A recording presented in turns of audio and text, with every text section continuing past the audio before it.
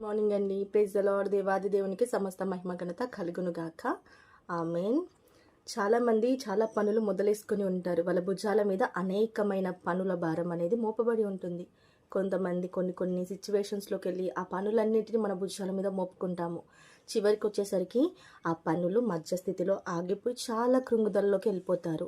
ప్రభువా, ఏంటి ప్రభువా, ఒక బాధ్యతని నేను తీసుకున్నాను, ఒక భారాన్ని నేను తీసుకున్నాను, కానీ ఆ భారము నా నా స్తోమతకు మించి అధికమైపోయింది అన్న ఒక స్థితిలో వాళ్ళు ఆ పనులను ఆపివేస్తారు. కానీ దేవాది దేవుడు ఈరోజు నీతో మాట్లాడుతున్నాడు.